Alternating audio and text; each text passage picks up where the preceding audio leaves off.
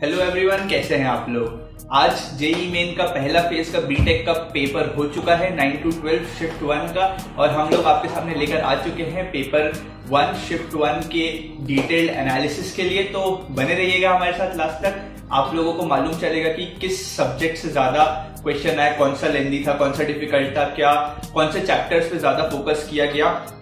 और एंड में हम लोग ये भी कंपेयर करेंगे कि जनवरी में जो जेई मेन हुआ है उसके कंपैरिजन में इस पेपर का लेवल कैसा था।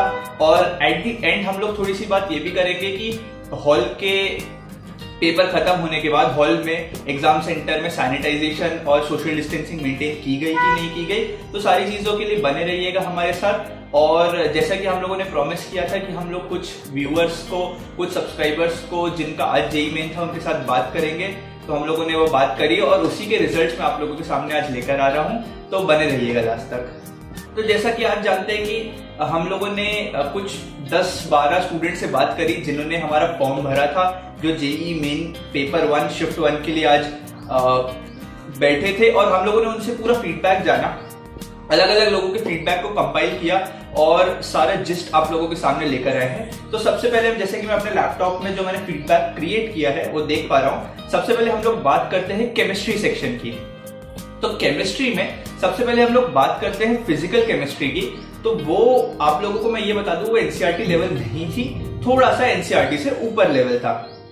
फिजिकल केमिस्ट्री में इंपॉर्टेंट पॉइंट ये आता है कि सॉलिड स्टेट और केमिकल काइनेटिक्स जो चैप्टर्स थे, ध्यान से सुनिएगा, आज के 9 to 12 वाले पेपर में सॉलिड स्टेट और केमिकल काइनेटिक्स वाले जो क्वेश्चंस थे वो नहीं आए। एक भी क्वेश्चन नहीं था केमिस्ट्री में सॉलिड स्टेट और केमिकल काइनेटिक्स से।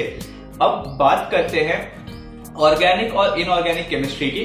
तो ऑर्गेनिक और इनऑर्गेनिक केमिस्ट्री के डेटा को कंपाइल करके और स्टूडेंट्स के फीडबैक को जानकर हमें पता चला कि वो प्योर एनसीईआरटी लेवल था।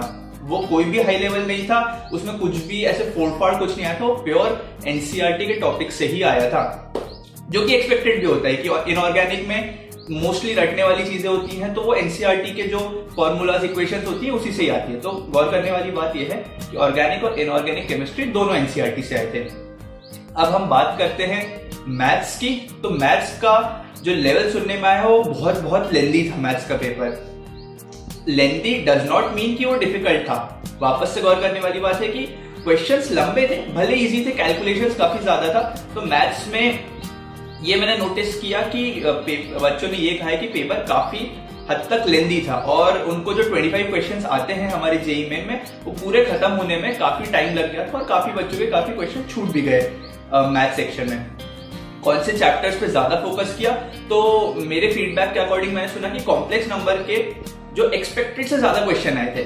अब देखिए, सारे चैप्टर्स का इक्वल वेटेज है वैसे तो, बट कुछ चैप्टर्स ऐसे होते हैं कि जो एक्सपेक्ट नहीं किए जाते और फिर भी आए होते। तो ऐसा एक चैप्टर था कॉम्प्लेक्स नंबर, जो आज के पेपर में ज्यादा पूछा गया था। बात करते हैं फिजिक्स की। तो अगेन फिजिक्स वापस से लेंदी था, टफ नहीं था, वापस से लेंदी था।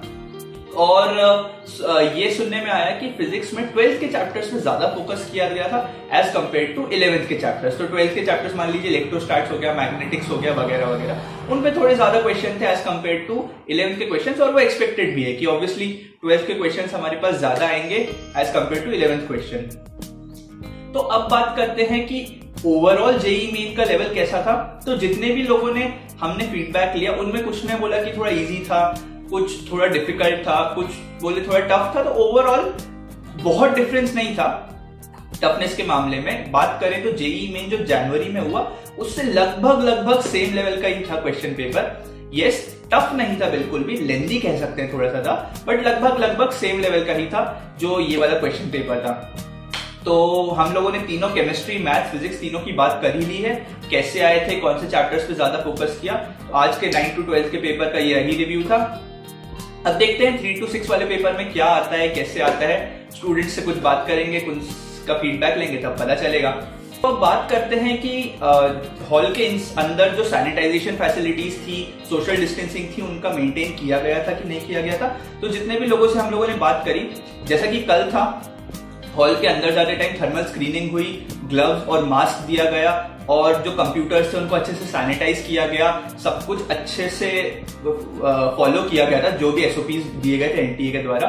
तो हॉल के अंदर जाते वक्त तो सारे प्रोटोकॉल्स फॉलो किए गए, बट यहाँ पे कैच है कि सिंस आज बीटेक का पेपर था और भीड़ काफी ज्यादा थी, तो पेपर जब खत्म हुआ 12 बजे तब सारी भीड़ साथ में निकली।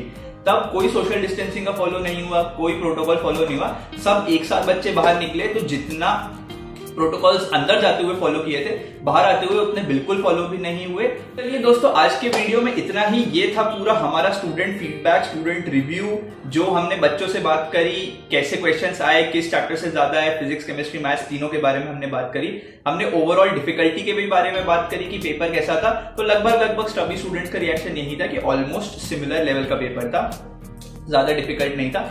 अब आप लोगों को इसलिए ज्यादा टेंशन लेने की जरूरत नहीं, प्रोटोकॉल्स भी सफिशिएंट लेवल पे फॉलो हो रहे हैं, पेपर भी एज सच कोई बहुत सुपर डिफिकल्ट नहीं आ रहा है। अपनी प्रिपरेशन पे फोकस करिए, और जिन जिन का फ्यूचर में पेपर है हम लोगों के लिए, उनके लिए कोशिश करेंगे कि सारे शिफ्ट्स के पेपर एनालिसिस और रिव्यू आप लोगों के सामने लेके आए। और तब तक के लिए बने रहिएगा, अपनी प्रिपरेशन अच्छे से जोर शोर से रखिए, और all the best for your exams. Be safe, be healthy and take care.